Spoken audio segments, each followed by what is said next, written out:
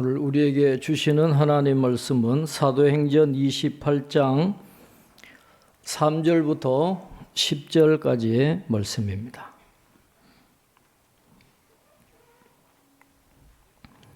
사도행전 28장 3절부터 10절까지 우리 한 절씩 교독하겠습니다. 바울이 나무 한 묶음을 거두어 불에 넣으니 뜨거움으로 말미암아 독사가 나와 그 손을 물고 있는지라.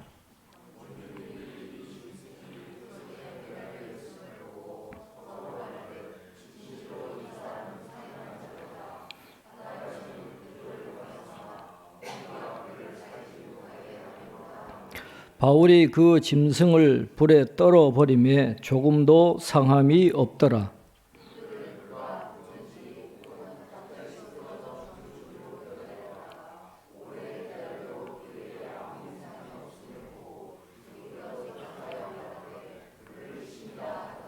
이 섬에서 가장 높은 사람 버불리오라 하는 이가 그 근처에 토지가 있는지라. 그가 우리를 영접하여 사흘이나 친절히 머물게 하더니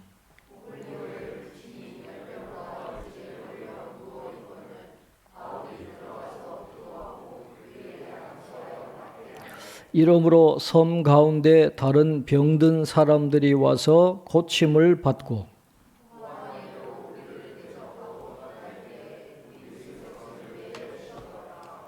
아멘. 교회 소식 주보를 참조해 주시기 바랍니다. 오늘은 왕이신 그리스도 주일입니다.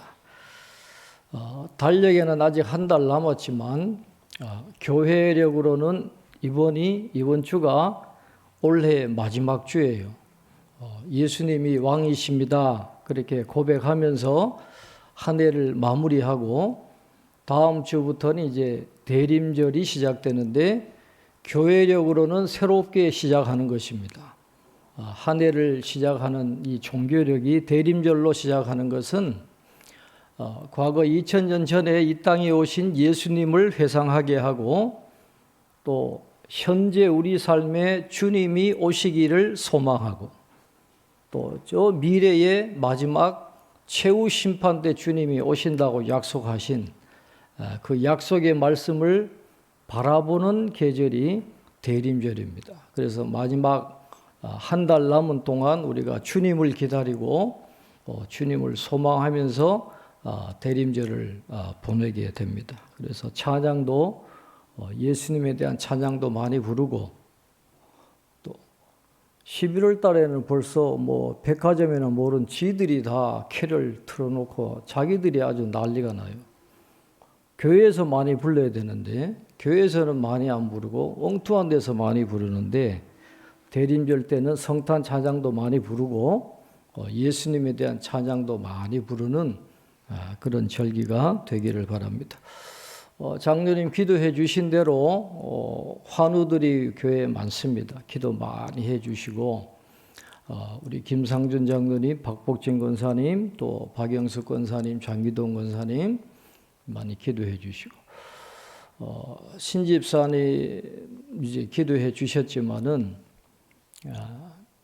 이게 바깥으로 드러나 있는 암이면은 수술을 빨리 할 수 있는데 침윤성 암이기 때문에 치료가 참 쉽지 않습니다. 또 항암제도 센 걸 써야 되니까 인내력도 필요하고 체력도 필요하고 또 초기 진단이 중요하대요. 어떻게 항암 치료를 해야 될지 그 설계하는 것도 굉장히 중요하다 그러니까 내일 입원하셔서 구체적으로 이제 계획을 짤 텐데 그 의사분이 잘 판단하고 아주 치료 과정을 잘 잡아서 치료할 수 있도록 또 신집사님이 그 과정을 잘 이겨낼 수 있도록 우리 성도님들이 구체적으로 기도해 주시기를 바랍니다.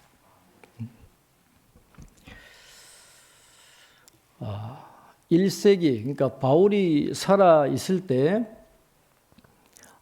이집트는 로마의 곡창지대라 그렇게 알려져 있습니다. 아마 로마에서 필요한 곡물의 이 3분의 1 이상을 이 이집트에서 다 싣고 갔어요. 그래서 이 이집트 알렉산드리아에서 로마로까지 이 곡물을 실어 나르는 이 해운 산업이 굉장히 많이 발달해 있었습니다. 그래서 당시에 배들은 군함을 제외하고 제일 좋은 배는 어떤 배냐? 알렉산드리아, 이집트에서 로마로까지 곡물을 실어 나르는 배가 가장 좋은 배예요. 바울도 이 로마 군인들하고 이 배를 타고 로마로 가지 않습니까? 근데 당시에는 정기 운항 이런 게 없어요. 뭐 운임이 얼마 이런 게 없습니다. 여행하는 사람이 항구에 가서 짐을 싣는 배가 있으면 물어보는 거예요. 이 배 혹시 로마에 갑니까? 로마로 간다 그러면 승객이 우선이 아니라 이 짐을 싣는 게 우선이기 때문에 이 사람들은 그냥 부차적인 수입원입니다.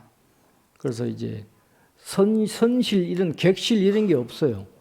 전부 다 갑판 위에서 다 승객들은 생활을 해야 되고 거기서 자야 되고 햇빛을 피할 공간도 없습니다. 그냥 돛대 그늘지면 거기서 그냥 햇빛을 피하고 그냥 선실 이 바닥에서 그냥 생활해야 되는 그런 열악한 그런 환경인데 그래도 그 배를 구하면 다행이죠.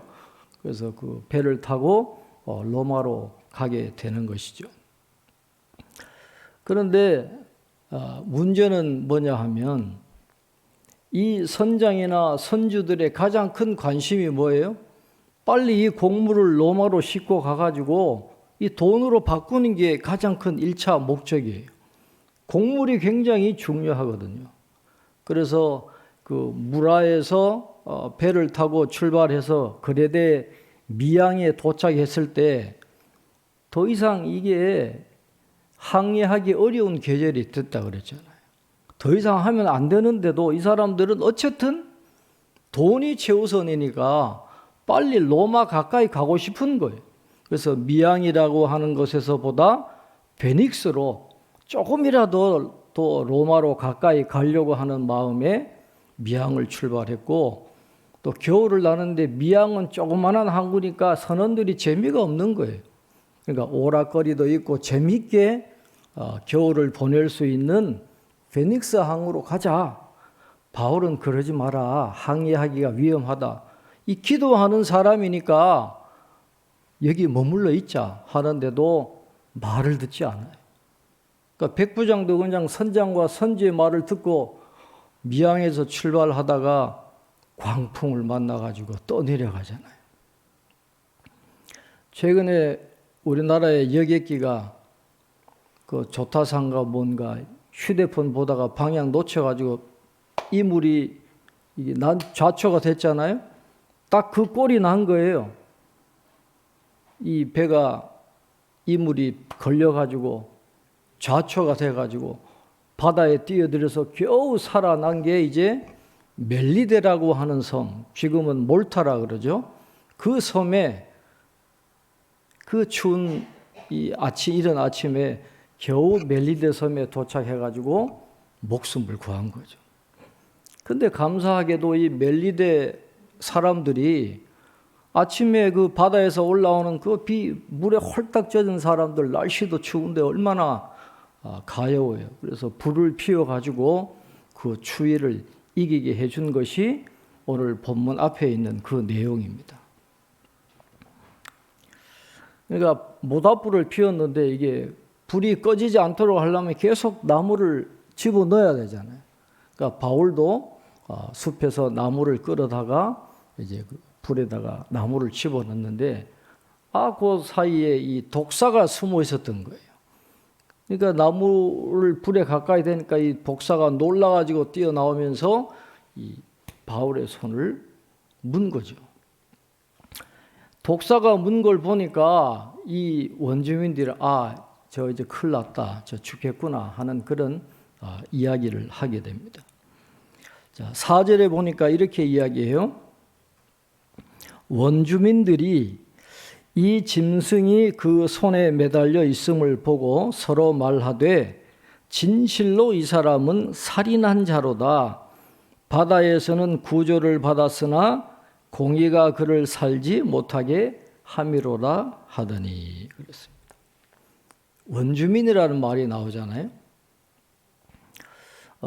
이 그리스 사람들은 어떨 때 그 사람을 원주민이라고 불렀냐 하면 헬라어를 쓰지 않는 모든 사람들을 원주민이라 불렀어요. 헬라어를 쓰지 않는 다른 언어를 쓰는 사람들을 그리스 사람들은 바르바로이라 그렇게 불렀습니다. 영어에 바바리안이라는 말 있잖아요.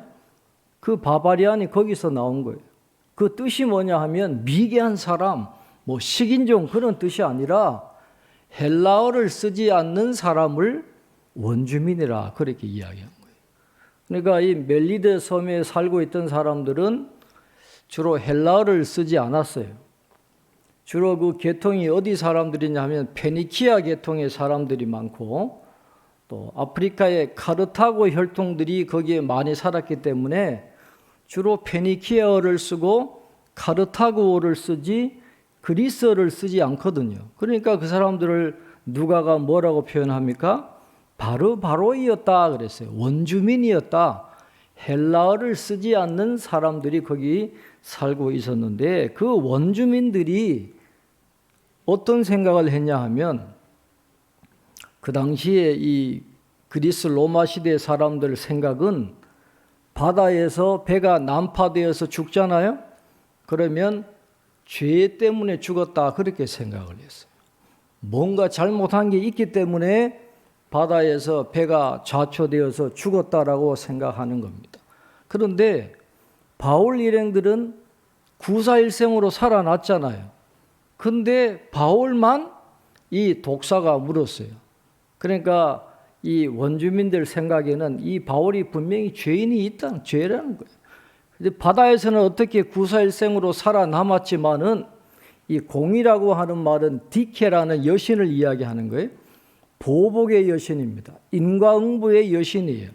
그러니까 죄를 지은 살인자인데 바다에서 죽지 않고 구사일생으로 살아났지만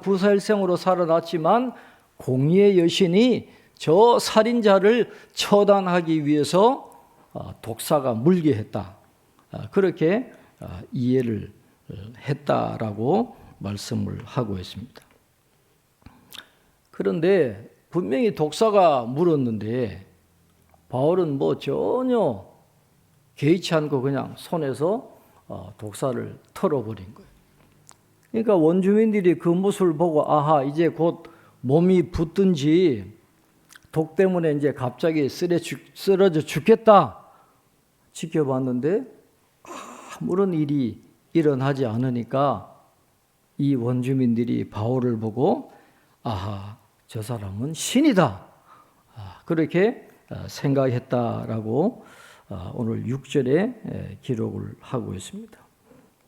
독사에 물렸는데 아무런 일이 없는 거예요. 분명히 죽어야 되는데 아무런 일이 일어나지 않으니까 저 사람은 신인가 보다 그렇게 이야기했다라고 말씀합니다. 마가복음 16장 7절로 8절에 예수님이 이렇게 말씀하셨어요. 믿는 자들에게는 이런 표적이 따르리니 곧 그들이 내 이름으로 귀신을 쫓아내며 새 방언을 말하며 뱀을 집어 올리며 무슨 독을 마실지라도 해를 받지 아니하며 병든 사람에게 손을 얹은즉 나으리라 하시더라. 그 예수님의 약속의 말씀이 바울에게서 실제로 이루어지게 된 거예요. 뱀을 짚고 무슨 독을 마실지라도 해를 받지 않는다. 이 예수님의 약속의 말씀이 바울을 통해서 지금 현실적으로 나타나게 되었다라는 것이죠. 그러니까 독사에 물려도 멀쩡하니까 이 멜리데 사람들이 바울을 신이라 그렇게 이야기했습니다. 그런데 과거에 루스드라에서도 이런 경험이 있잖아요. 기적으로 병든 자를 고쳐주고 막 귀신도 쫓아내고 이러니까 그 사람들이 바울과 실라를 막 신이라 그러고 막 경배하려고 그러고 제사 드리려고 그러고 그랬잖아요. 근데 오늘 본문에 보면 이 멜리데 사람들이 제사 지내려고 했다라고 하는 것은 없어요. 그런데 그래서 이 신이다라고 하는 말을 학자들은 어떻게 이해하냐 하면 당시 헬라어의 여러 가지 문학적인 용법을 봤을 때 이 신이다라고 하는 말은 신의 사랑을 받는 자다라는 그런 의미로 이해를 하면 된다라는 거죠. 그러니까 바울을 신이다라고 숭배했다라기보다는 저 사람은 독사에 물려도 죽지 않네? 신의 사랑을 받은 자였나 보다. 그렇게 인식을 했다라는 것이죠. 만약에 루스드라 사람들처럼 신으로 경배하려고 그랬다면 바울이 당연히 막았겠죠. 그런데 그 내용이 없는 걸 보면 신의 사랑을 받은 자라고 바울도 아마 이해를 하고 있었던 것 같습니다. 어쨌든 독사에 물려도 죽지 않는 기적이 일어난 거잖아요. 놀라운 지금 일이 일어난 거예요. 그러니까 이 소식이 곧바로 누구에게 도달했느냐? 그 멜리데 섬의 가장 높은 사람인 이 보블리오라고 하는 사람에게 소식이 들어가게 됩니다. 이 사람은 굉장히 부자였던 것 같아요. 지금도 그 멜리데 섬에 몰타에 이 보블리오의 토지가 어디였을 거다라고 하는 그런 추측들이 많은데 어쨌든 이 소작농을 거느리고 토지가 많은 굉장히 부자였던 곳으로 추측을 하는데 이 사람이 이제 바울 일행을 영접해가지고 사흘이나 대접했다. 물론 276명 다 대접하지는 않았을 거예요. 아마 바울 일행만 자기 집으로 불러다가 사흘 동안 극진히 대접한 것으로 이해할 수 있는데 여기서 가장 높은 사람이라고 하는 말은 그냥 원주민들의 추장 그게 아니고 로마인들이 최고 행정관으로 파견한 이 총독 같은 그런 직분을 맡은 사람이었다라고 그렇게 이해할 수 있겠습니다. 그런데 여기서 이제 중요한 사건이 일어나는 거예요. 이 멜리데 섬에서 바울 일행이 거한 지가 한 3개월 되거든요.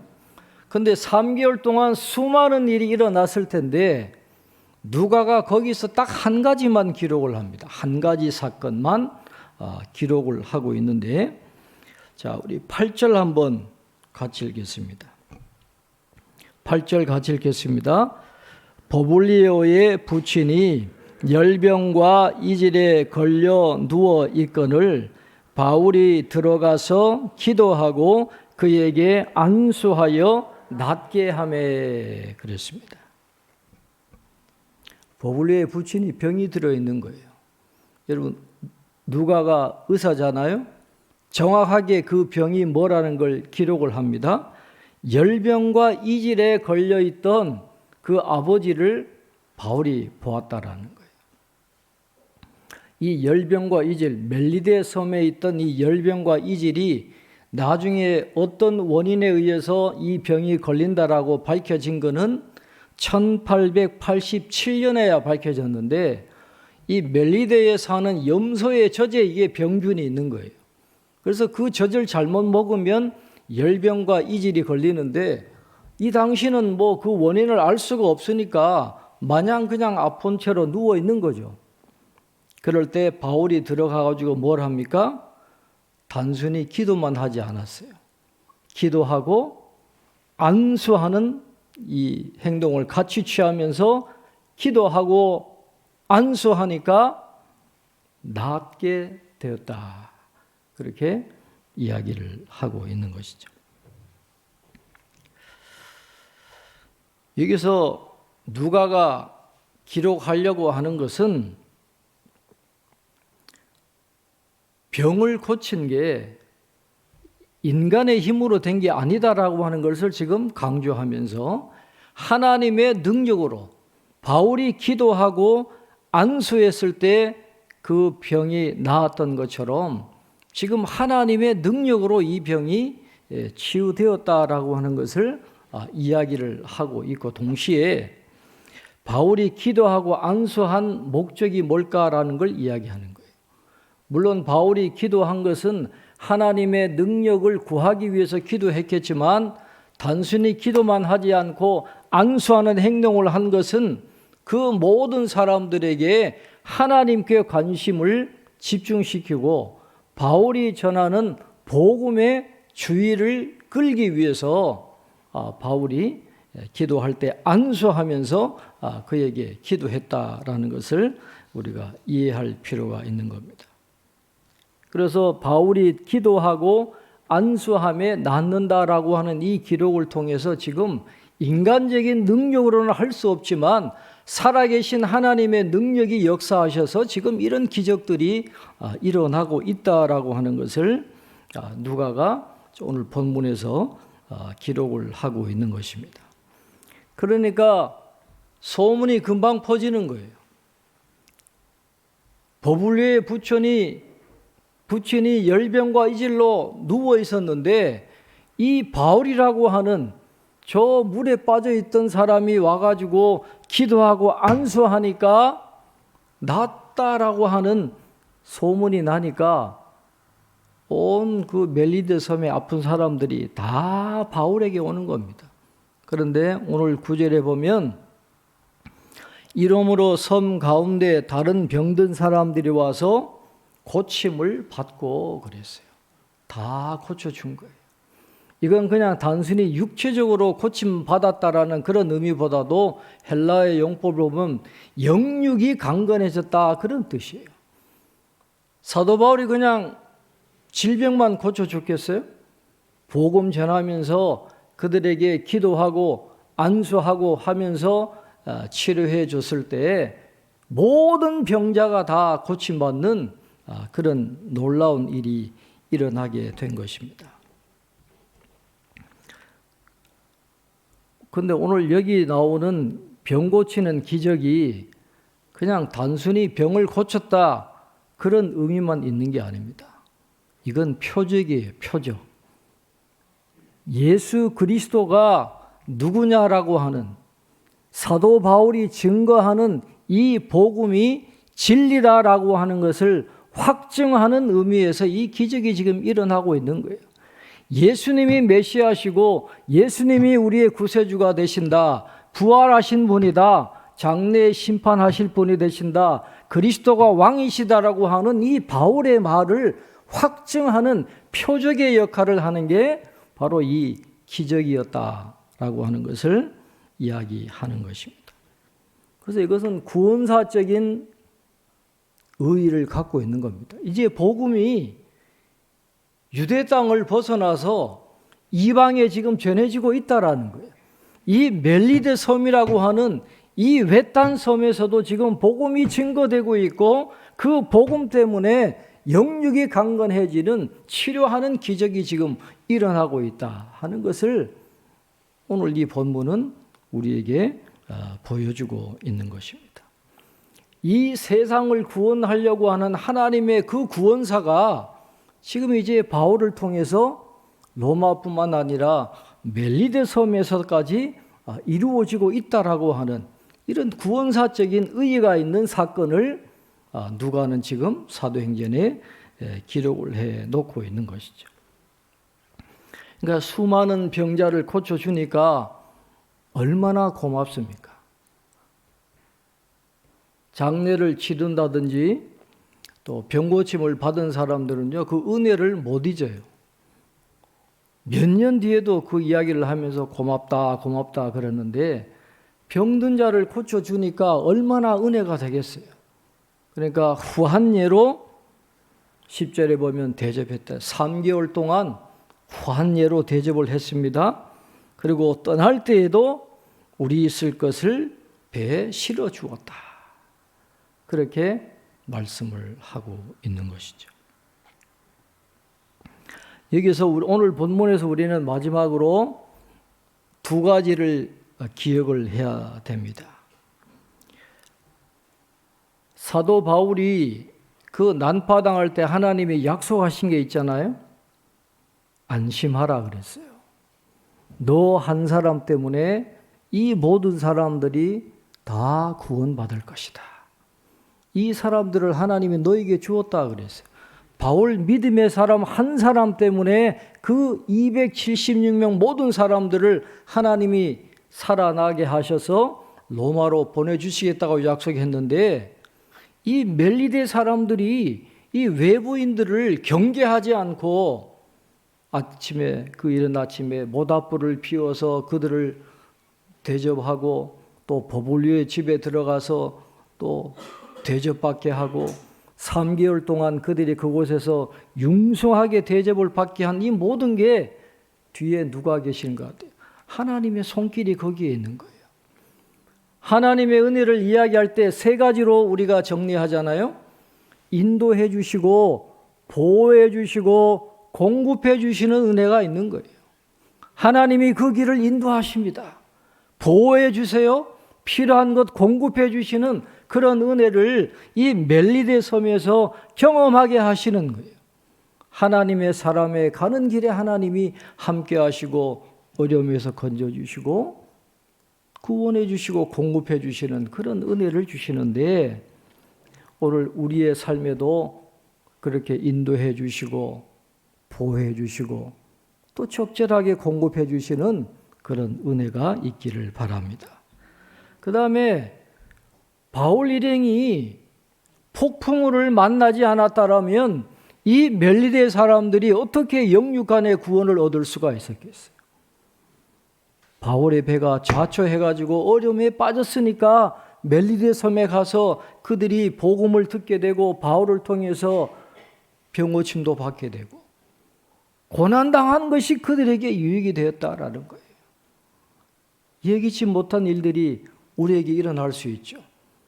그러나 그것이 어떤 영향을 미칠 것인지는 우리가 알 수 없어요. 하나님은 로마 사람들만 귀하게 보시지 않아요. 이 멜리데 섬, 외딴 섬인데 그 영혼도 사랑하셔서 바울을 그곳으로 인도하시고, 그 사람들을 영육간에 강건하게 하시는 그런 은혜를 베풀어 주신 것을 보면, 고난 가운데도 하나님의 섭리가 있다라는 거예요. 우리는 알 수 없지만 우리가 당하는 고난 가운데 하나님의 섭리가 있다라는 거예요. 그래서 우리는 기도해야 돼요. 하나님, 우리의 고난을 통해서 하나님의 놀라운 뜻이 이루어지기를 원합니다. 그래서 오늘 우리가 왕이신 주일을 보내면서 하나님, 우리의 길을 인도해 주시고, 보호해 주시고, 공급해 주시옵소서. 우리의 고난 가운데 하나님의 뜻이 이루어지기를 원합니다 하는 그런 기도 제목을 가지고 우리 함께 기도할 텐데, 우리 찬송가 370장 주 안에 있는 나에게 우리 함께 찬송하시고 함께 기도하겠습니다.